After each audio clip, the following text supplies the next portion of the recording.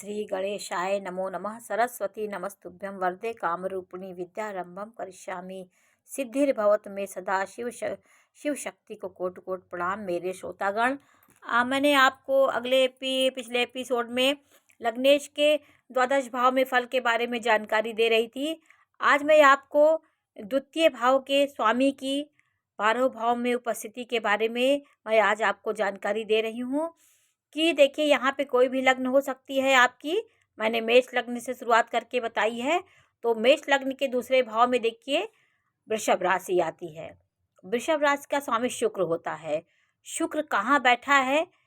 शुक्र हो आपकी यहाँ कर्क हो सकती है तो चंद्रमा उसका स्वामी हो सकता है, और सिंह है तो उसका स्वामी सूर्य हो सकता है। इसको मैंने आपको जानकारी दी थी कि 12 भाव में 1 से लेकर के जो 12 तक जो संख्याएं लिखी उसके कौन स्वामी है, इसके बारे में मैं पिछले एपिसोड में आपको बता चुकी हूँ। तो देखिए, यहाँ पे शुक्र है। शुक्र की उपस्थिति कहाँ कहाँ हो, इसके बारे में आपको जानकारी दे रही हूँ। यदि आपका धनेश, धन का स्वामी ये होता है, ये धनेश होता है। दूसरा भाव वाणी भाव, धन का भाव होता है। इसका स्वामी यदि प्रथम भाव में बैठा है तो व्यक्ति बहुत पैसे को पकड़ के चलने वाला होता है।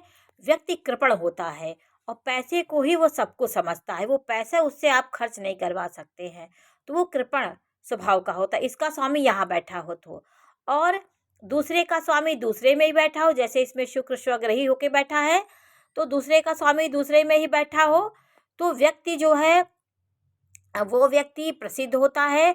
धन संपत्ति के मामले में बहुत सुखी होता है और पैतृक संपत्ति उससे मिलती है, चाहे अपने माता पिता से मिले चाहे अपने ससुराल से मिले, वो पैतृक संपत्ति का उपभोग करता है। यदि धनेश तृतीय भाव में है तो वो व्यक्ति अपने भाई बहनों के प्रति, अपने सगे सहोदरों के प्रति बहुत अच्छी भावना रखने वाला होता है।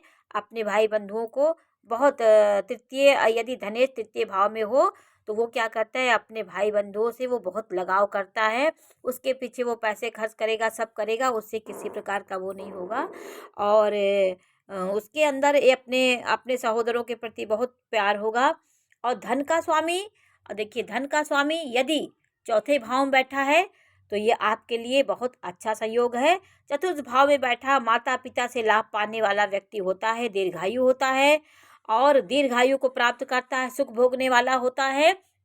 यदि द्वितीय का स्वामी पंचम में बैठा हो तो सुयोग्य संतान उसको मिलती है। उसकी संतान उसकी मान सम्मान को बढ़ाने वाली संतान होती है। और छठवें भाव में यदि आपका धनेश बैठा हो तो आप हर समय अपने शत्रुओं के लिए नाश करने के लिए पैसे खर्च करेंगे और हर समय शत्रुओं से घिरे रहेंगे, परेशान रहेंगे। शत्रुओं के वजह जैसे कोर्ट कचहरी में आपका पैसा बहुत चला जाएगा।